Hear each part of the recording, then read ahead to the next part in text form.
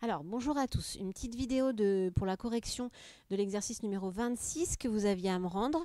Parce que, alors, soit il y en a qui ont bien répondu, mais qui n'ont pas du tout justifié, donc pas du tout expliqué, donc on ne sait pas pourquoi c'est comme ça. Soit il y a eu des petits problèmes au niveau de la représentation du schéma de Lewis, des molécules, des atomes, etc. Donc, on y va. On vous dit le méthane est une espèce dont la molécule est constituée d'un atome de carbone et de 4 atomes d'hydrogène. Donc c'est ce qu'on appelle le premier hydrocarbure, le plus simple, donc il contient carbone et hydrogène. Et on vous dit que donc ça c'est le méthane, et on vous dit que le silane, c'est une espèce dont la molécule est composée d'atomes de silicium et d'hydrogène, d'où le nom silane et pas méthane. Alors on vous demande d'abord d'établir le schéma de Lewis de la molécule de méthane. Sachant qu'au niveau des données, attention à bien, elles sont à la fin, mais il faut y faire attention. On vous parle de H1S1, C1S2, 2S2, 2P2. Qu'est-ce que c'est que ça? Je vous le rappelle, c'est la structure électronique des deux atomes. Donc, on vous demande le schéma de Lewis de la molécule de méthane. Alors pour ça, déjà savoir de quoi est composée la molécule de méthane et d'avoir sa formule brute. Donc un atome de carbone et 4 atomes d'hydrogène. Donc la formule brute, vous la connaissiez peut-être par cœur, mais du méthane, c'est CH4. Première chose à faire. Ensuite, pour établir le schéma de Lewis de la molécule, alors je rappelle que le schéma de Lewis, c'est l'ensemble des électrons de valence de tous les atomes qui sont représentés soit sous forme de liaisons covalentes ou doublets liants, soit sous forme de doublets non liants qui sont sur les atomes. Donc pour ça, le plus simple, c'est de prendre les atomes séparément et de donner leur représentation de Lewis atomique ou schéma de Lewis atomique. Pour ça, c'est quoi la méthode? Alors, il faut connaître la structure électronique des atomes. Cette structure électronique, elle vient d'où? Parce que là, on vous la donne, mais on pourrait ne pas vous la donner. Il suffit que vous connaissiez le numéro atomique de l'atome. Donc, par exemple, hydrogène, c'est Z égale 1. Du coup, vous savez qu'il y a un proton pour l'hydrogène, mais également un électron. Et cet électron va se mettre sur la première couche, qui est la couche 1, et la sous-couche 1s. Il n'y en a qu'une ici, donc 1s1. Ensuite, on sait du coup qu'il y a un électron sur la dernière couche, la couche 1. Et donc, ça veut dire que la couche 1 est la couche de valence et qu'il y a un électron de valence pour l'hydrogène. De cela, on en déduit que le schéma de Lewis de l'atome d'hydrogène, c'est un seul électron de valence qu'on va mettre, alors on le met n'importe où, où on veut autour de l'hydrogène. Moi, je le mets là, mais j'aurais pu le mettre en haut, à gauche ou en bas. Donc, un électron pour l'hydrogène. Alors ça veut dire quoi aussi, tout de suite, qu'est-ce que ça veut dire ce schéma de Lewis?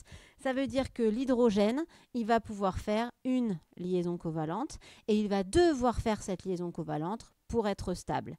Pourquoi? Parce que l'hydrogène a un seul électron de valence, il n'est pas stable. Pour être stable, il doit retrouver la structure électronique du gaz rare le plus proche, qui est l'hélium, et qui est 1s2 comme structure électronique. Donc, il lui manque un électron, et donc il va faire une liaison covalente pour être stable. Ensuite, au niveau du carbone, le carbone, voilà sa structure électronique.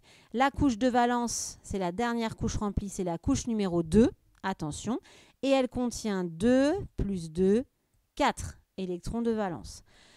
Donc, ça veut dire que le carbone a 4 électrons de valence que je vais mettre autour. Alors, c'est pas n'importe comment, je ne les mets pas l'un à côté de l'autre. On commence par où on veut. Moi, je commence par en haut, par exemple. 2, 3 et 4. D'accord? S'il y en avait eu 5, il serait arrivé ici et il y aurait eu un doublet non liant. Mais là, il y en a 4. On a ça.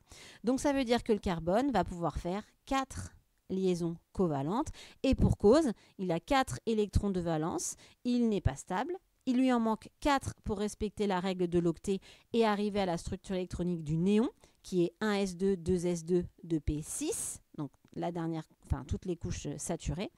Et donc, pour arriver à 8, il lui manque 4 électrons. Et pour récupérer ces 4 électrons, il va faire 4 liaisons covalentes. Donc, on voit ici qu'il va devoir en faire 4.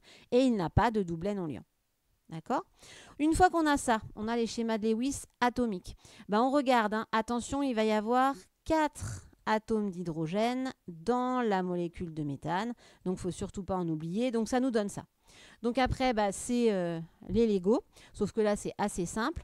On dessine toujours l'atome qui va faire le plus de liaisons au milieu. Donc ici, c'est le carbone.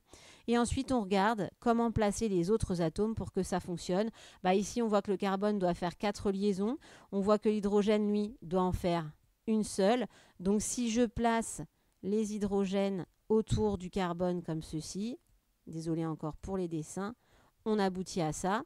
Alors ça, c'est sur votre brouillon, bien sûr. Hein. C'est-à-dire qu'on ne va pas faire des patates sur le... Mince, c'est pas ça. Hop. Voilà. Donc, on voit qu'on va avoir une liaison, une seconde liaison, une troisième liaison et une quatrième liaison. Et donc, ça nous donne quoi au final? Voilà ce qu'on écrit ensuite. Hein. C'est la formule de Lewis, qui ici va être la même chose que la formule développée, puisqu'il n'y a pas de doublet non liant. Donc, c'est avec 4 liaisons, avec 4 hydrogènes autour de lui. Donc, voilà le schéma de Lewis de la molécule de méthane. Alors, on vous demande ensuite, l'élément silicium est situé dans la même colonne que l'élément carbone, sans rechercher son numéro atomique. Donc, on ne va pas aller regarder dans une classification périodique pour chercher le numéro atomique du silicium. Et là, on n'a pas besoin. On vous demande d'établir le schéma de Lewis d'un atome de silicium juste en sachant que il est dans la même colonne que le carbone. Alors, il faut se souvenir, c'était dans les rappels, que quand des éléments chimiques sont dans la même colonne de la classification périodique, ils ont le même nombre d'électrons de valence. Et c'est tout, il n'y a pas besoin de savoir autre chose. On n'a pas besoin d'aller chercher la structure électronique du silicium. Ils ont le même nombre d'électrons, attention, de valence, hein, pas le même nombre d'électrons, ça c'est pas possible, mais le même nombre d'électrons de valence.